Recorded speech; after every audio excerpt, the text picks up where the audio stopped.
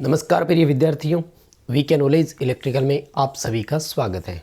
ITI NCVT के CBT exam होने हैं और जो इम्पोर्टेंट क्वेश्चंस प्रीवियस एग्ज़ाम पेपरों में पूछे गए थे उनकी लगातार वीडियोस हम आप तक पहुंचा रहे हैं। ये हमारी क्लास नंबर 5 है।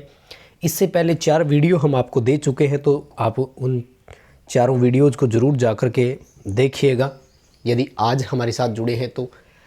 और इम्पोर्टेंट क्वेश्चंस है, लगातार 1 बाय 1 सारी टॉपिक वाइज आपको वीडियोस प्रोवाइड करवाएंगे। सेकेंड ईयर में लगभग 10 से 11 के आसपास टॉपिक है, तो आपको हम 10 से 11 वीडियो स्पेशलाइज देने वाले हैं।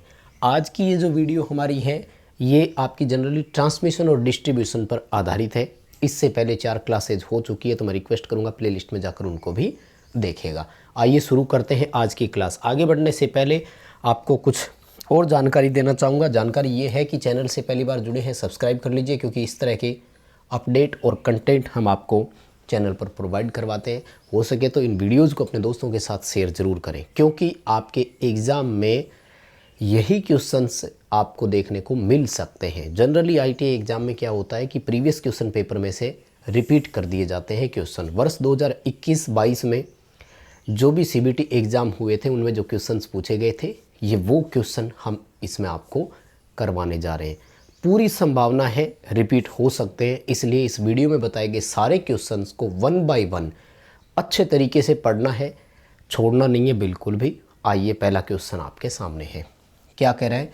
वितरण प्रणाली में जो डिस्ट्रीब्यूटर होते हैं उनको सब स्टेशन से जो लाइन जोड़ती है उसे क्या कहा जाता है?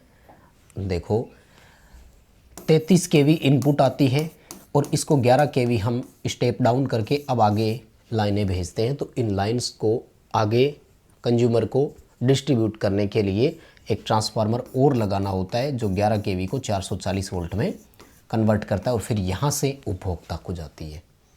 तो इस जो वितरण सब स्टेशन से लाइन निकलती है इसे फीडर कहा जाता है। डिस्ट्रीब्यूटर होता है यहाँ वाला, ये रहा। अब आगे इसने वितरण करना शुरू कर दिया। यहाँ से जो लाइनें जा रही है जिनमें से उपभोक्ता को टैपिंग देनी है उन्हें सर्विस लाइन कहा जाता है। और पोल से लेकर उपभोक्ता के घर में जो एनर्जी मीटर लगा होता है वहाँ तक जो केबल जाती है उसे सर्विस मेन्स कहा जाता है। अभी आपको इस क्वेश्चन का आंसर ए करना है। मैं आपको कुछ और जानकारी दे दूँ। क्या जानकारी दे रहा हूँ कि आप ये ध्यान रखें, निम्मी असाइनमेंट में जो आंसर आपको दिए हुए वही आंसर आपको पेपर में करके आने हैं। दरअसल ये जो एनसीवीटी वाले पेपर लेते हैं ना, ये निम्मी असाइनमेंट में जो आंसर दिया गया है उसी को सही मानते हैं। इसलिए किसी क्वेश्चन में अगर डाउट भी हो तो जो असाइनमेंट में आंसर दिया है बस वही आप करके आ जाना। हाँ, कंपटीशन एग्ज़ाम की जब तैयारी करोगे तब कुछ चेंजेस करने होंगे तो वो आपको हम बाद में करवा देंगे। कंपटीशन एग्ज़ाम के हिसाब से भी कंटेंट चैनल पर उपलब्ध है, तो आप देख सकते हैं।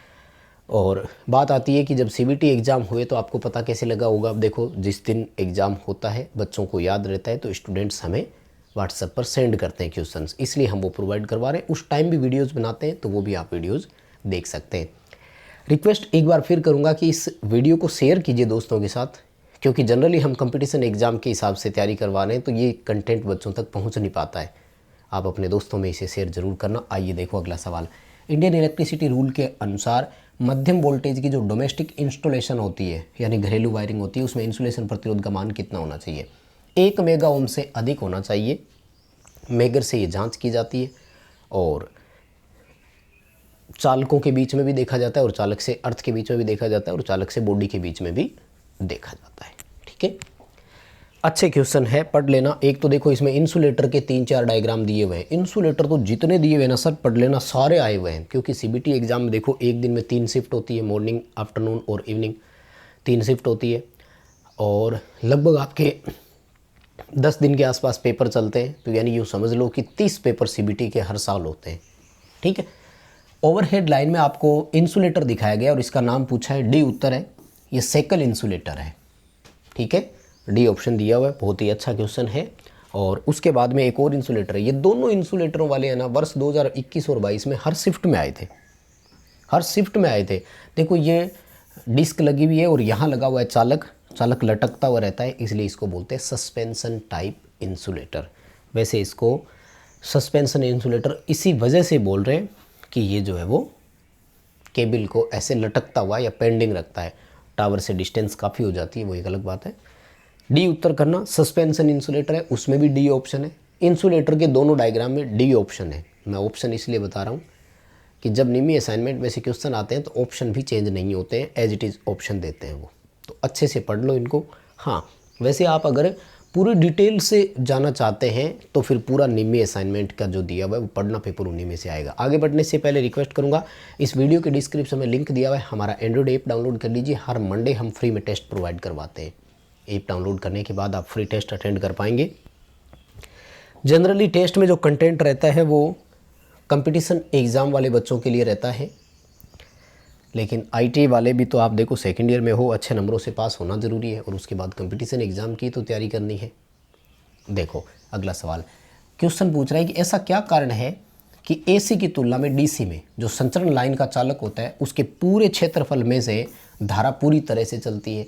दरअसल अंतर आपको मैं बता देता हूँ एसी और डीसी चालकों में। मान लीजिए कि ये एसी है और ये डीसी है, तो डीसी में जितना करंट डेंसिटी यहाँ है उतना ही यहाँ से होता है और इतना ही यहाँ, पूरे चालक में से एक जितनी धारा चलती है। जबकि एसी में बाहरी सरफेस पर धारा घनत्व अधिक होता है और बीच वाले भाग में धारा घनत्व कम, यानी मध्य भाग में से धारा कम चलती है। एसी में ये टेंडेंसी पाई जाती है कि करंट जो होती है वो चालक के ऊपरी सतह पर अधिकतम चलने का प्रयास करती है और इसे कहा जाता है सतह प्रभाव। इंग्लिश में बोलते हैं स्किन इफेक्ट, हिंदी में इसे बोलते हैं त्वचा प्रभाव। डीसी में कोई त्वचा प्रभाव नहीं होता है, क्योंकि जो स्किन इफेक्ट होता है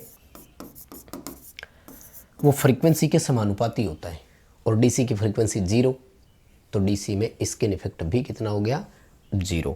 जब स्किन इफेक्ट नहीं होता है तो धारा एक जितनी चलती है, किनारों पर भी, सतह पर भी और मध्य भाग पर भी। इसीलिए कहा जाता है कि एसी चालकों का जो प्रतिरोध होता है वो डीसी चालकों की अपेक्षा अधिक होता है, हमेशा ध्यान रखना, ठीक है। कई सारे कारण आते हैं इनमें। क्वेश्चन बहुत शानदार है। हाँ, अगर आप कंपटीशन एग्ज़ाम की तैयारी कर रहे हो तब भी क्वेश्चन आपके लिए इम्पोर्टेंट है। ये क्वेश्चन कंपटीशन एग्ज़ाम में भी देखने को आपको मिल जाएंगे। उसके बाद में देखो, ये है एल्यूमिनियम चालकों को जोड़ने की एक विधि। दरअसल एल्यूमिनियम चालकों को जोड़ते हैं, इसकी 3-4 तरह की विधियाँ होती है अलग अलग। पूरी डिटेल से मैंने क्लास दी हुई है, वाइट बोर्ड क्लासेज पर देखना जरूर। सलीव युक्त एक जॉइंट लगता है, तार की लंबाई जब बढ़ानी हो ना तब एक इधर से डाल दो, एक इधर से डाल दो। तो इसमें दो आते हैं, एक तो होता है ट्विस्टेड स्लीव जॉइंट और दूसरा होता है कि स्लीव में एल्यूमिनियम की खोखली पाइप होती है, एक तार इधर से डाल दो, एक तार इधर से डाल दो और अब इसे क्या करो, कंप्रेस कर दो बीच में से यहाँ से, ताकि वो तार पिचक जाए और वहीं रुके। तो इसे बोलते हैं compression joint for ACSR। ACSR का पूरा नाम भी पूछ सकते हैं, ध्यान रखना। एल्यूमिनियम कंडक्टर स्टील रेनफोर्ड पूरा नाम होता है और इसमें जॉइंट को जो है वो कंप्रेस किया हुआ है। ट्विस्टेड जॉइंट में दोनों तरफ से ट्विस्ट किया हुआ होगा, ठीक है। ये पूरा टॉपिक ये पढ़ लेना आराम से, कोई दिक्कत नहीं है। और देखो, मैंने एक क्लास जब डाली थी तब बच्चों के कमेंट आए कि थोड़ा तेज़ बोला करें, यानी फास्ट बोलो। दूसरी क्लास में आ रहा था कि स्लो बोला करें, तो मैं आपको बता दूं ये नॉर्मल है। स्लो और फास्ट के ऑप्शन आपके पास है, आप स्पीड कम या ज़्यादा कर लो, स्लो और फास्ट हो जाएगा। अगर फास्ट लगता है तो स्लो कर लो, स्लो लग रहा है तो फास्ट कर लो, दोनों ऑप्शन है, ठीक। हाँ, चैनल से पहली बार जुड़े हैं तो सब्सक्राइब ज़रूर कर लेना, इसी तरह के कंटेंट आपको उपलब्ध करवाते हैं, ये मेरी आपसे रिक्वेस्ट रहेगी, ठीक है। हाँ, और वीडियो अपने दोस्तों तक पहुँचाना है ताकि वो भी अपने साथ कनेक्ट हो सके। सवाल देखो, ये कह रहा है कि जो बाइंडिंग वायर होती है उसका गैप पास पास रखा जाता है। बाइंडिंग वायर होती है क्रॉस आर्म पर, जब अपन इंसुलेटर लगाते हैं, चीनी मिट्टी का बना हुआ है, क्रॉस आर्म लगा दी, इस पर इंसुलेटर है, इंसुलेटर के ऊपर तार लगाया, तो अब तार जब बांधते हैं ना, जैसे मान लीजिए यूँ तार है, ऐसे कोई इसको बांधना है तो बाइंडिंग वायर यूँ चलती है एकदम ऐसे, बंधक वायर बोलते हैं इसे, मतलब गैप नहीं होता बीच में, और वो बहुत ज़्यादा उस इंसुलेटर पर टाइट भी रखी जाती है। इसका कारण क्या है? देखो, पहला कारण तो ये कि अगर यही बाइंडिंग वायर लूज होगी तो सबसे ज़्यादा स्पार्किंग करेगी। तो पहला रीज़न यही आपका आंसर बन जाएगा, अवॉइड स्पार्किंग। एकदम टाइट हम अगर जॉइंट लगाएंगे तो स्पार्किंग नहीं होगी, लूज रहेगा तो स्पार्किंग होगी। ए ऑप्शन बिल्कुल यहाँ पर परफेक्ट आंसर आपका है, एकदम सटीक आंसर आपका चलेगा। बहुत ही बढ़िया क्वेश्चन है। करके ज़रूर आना, सही सही सारे, है ना। और जिस दिन आपका पेपर हो जाए तो हमें कमेंट करके ज़रूर बता देना यही क्वेश्चन आए थे क्या। और यूट्यूब के कवर उस पर व्हाट्सएप नंबर दिए हुए हैं, आप क्वेश्चन व्हाट्सएप पर भी हमें स्क्रीनशॉट लेकर के भेज सकते हैं कि हाँ ये क्वेश्चन आज के पेपर में आए थे। सवाल देखो, ओवरहेड लाइन में उपयोग होने वाले चालक का नाम क्या है। तो ACSR चालक काम में लेते हैं, सबसे अच्छा क्वेश्चन है, आएगा, पिछली बार आया था, बार बार रिपीट हो रहा है। हाँ, पूरा नाम भी पूछ सकते हैं, तो पूरा नाम होता है एल्यूमिनियम कंडक्टर स्टील रेनफोर्स्ड, पूरा नाम होता है इसका। उसके बाद में देखो HT overhead line, high tension की ओवरहेड लाइन है, उसमें जो एंड होता है, डेड एंड बोलते हैं, अंतिम सिरा जो है उस पर कौन सा इंसुलेटर लगता है। तो HT में जो हम इंसुलेटर लगाते हैं उसे डिस्क इंसुलेटर बोलते हैं। LT सिस्टम में आप सेकल इंसुलेटर भी लगा सकते हो। मोड़ वाले या अंतिम पोल पर HT लाइन है तो डिस्क इंसुलेटर लगाएंगे, LT लाइन है तो आप सेकल इंसुलेटर का उपयोग भी कर सकते हो, कोई प्रॉब्लम नहीं आएगी। अगला सवाल, AC पावर ट्रांसमिशन का फ़ायदा क्या है। देखो AC का सबसे इम्पोर्टेंट और बड़ा फ़ायदा जो है ना वो ये है कि AC में हमारे पास ट्रांसफार्मर होता है और ट्रांसफार्मर से हम वोल्टेज को आसानी से स्टेप अप और स्टेप डाउन कर सकते हैं। जैसे एक एग्जांपल दूं मैं, भारत में अधिकतर तापीय परियोजना से वोल्टेज उत्पादन की जाती है और जनरेटिंग वोल्टेज कितनी है, 11,000 वोल्ट। हम इजीली इस 11,000 को सीधे क्या करते हैं, 400 kV में स्टेप अप कर लेते हैं। बताओ कितने गुना बढ़ा दिया, 11,000 की 4 लाख बना दी।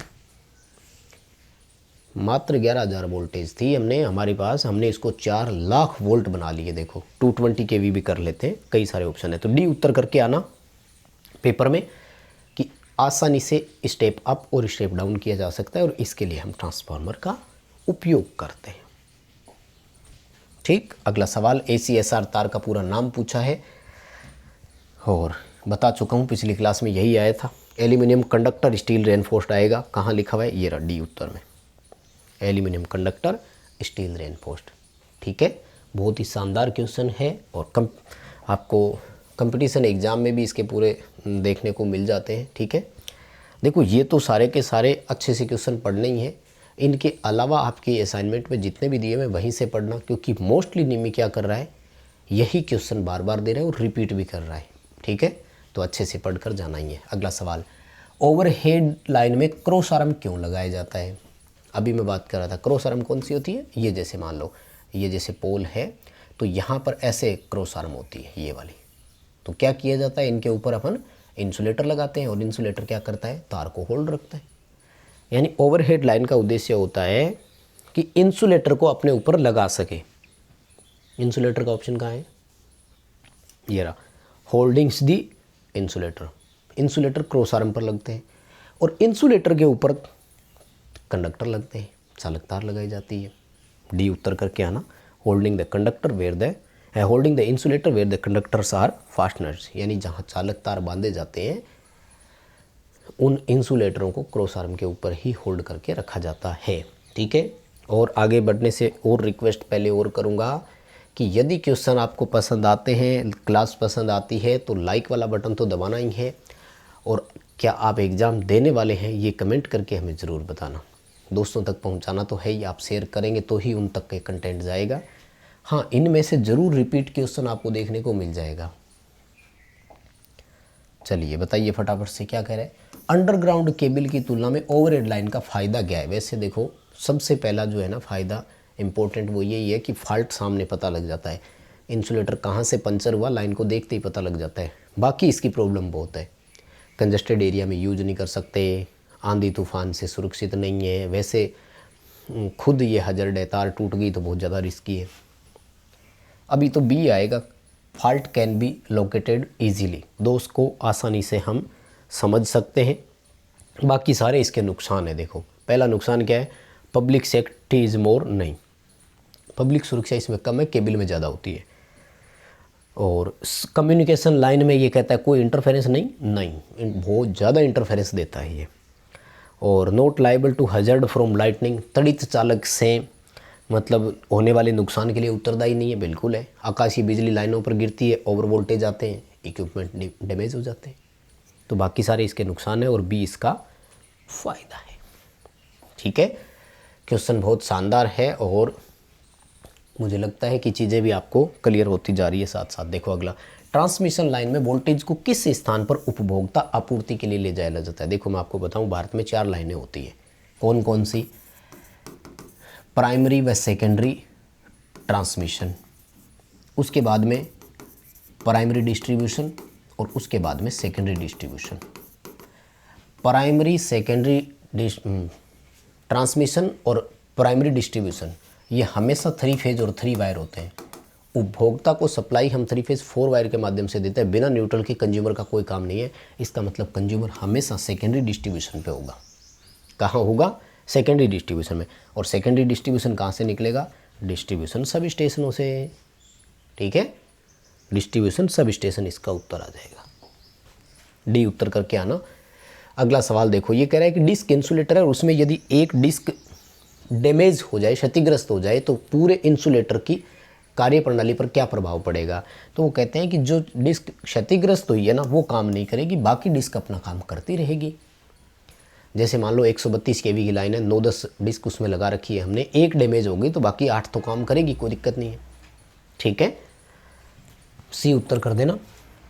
बहुत ही इंपॉर्टेंट क्वेश्चन है, आराम से करके आना। देखो इस वीडियो में, इस क्लास में जितने भी क्वेश्चन हम आपको बता रहे हैं, ये तो सारे के सारे आपको करके आने हैं। अगला सवाल, जॉइंट को बांधने वाले एल्यूमिनियम कोर वाले चालकों पर स्पार्किंग कैसे रोक सकते हैं। बड़ा सिंपल सा है, जॉइंट है कहीं पर भी, तो अगर हम उस जॉइंट को, बाइंडिंग वायर जो थी उसको टाइट रखेंगे। सेम क्वेश्चन रिपीट हो गया। इंसुलेटर पर बाइंडिंग वायर टाइट क्यों होती है, ये क्वेश्चन था। और यहाँ कह रहा है स्पार्किंग कैसे रोके। ये रहा, making binding turns very tight. बांधने वाली तारों को अगर टाइट रखेंगे, लूज नहीं होगी, तो स्पार्किंग नहीं होगी। और आज का लास्ट सवाल देखो क्या कह रहा है कि यदि चालक का व्यास यदि चालक का व्यास बहुत छोटा है, यानी 1 सेंटीमीटर से भी कम है, तो उस पर स्किन इफेक्ट, त्वचा प्रभाव का क्या होगा। बिल्कुल नहीं होगी। ओवरहेड लाइन में पतले तार इसीलिए उपयोग में लिए जाते हैं कि उसमें स्किन इफेक्ट को, यानी त्वचा प्रभाव को कम किया जा सके। तो ए ऑप्शन आपका यहाँ हो जाएगा कि स्किन इफेक्ट जो है वो नगण्य हो जाता है। तो बस प्रिय विद्यार्थियों, आज के लिए इतना ही था। 5वीं क्लास है ये। आज इस क्लास को देख रहे हैं तो रिक्वेस्ट करूँगा कि 1, 2, 3, 4 चारों क्लास को भी ज़रूर देख करके आएँ। एग्ज़ाम में अच्छे नंबरों से पास होना है, क्योंकि कंपटीशन एग्ज़ाम में कई बार जब भर्ती आती है तो लिख देते हैं कि ITI में कम से कम इतने % तो होने ही चाहिए। दूसरी बात, अगर वैसे सीरियसली नहीं लिया और बैक लग गई तो बहुत प्रॉब्लम हो जाएगी, क्योंकि सेकेंड ईयर में हो, साल बर्बाद हो जाएगा। अच्छे से पढ़ लो।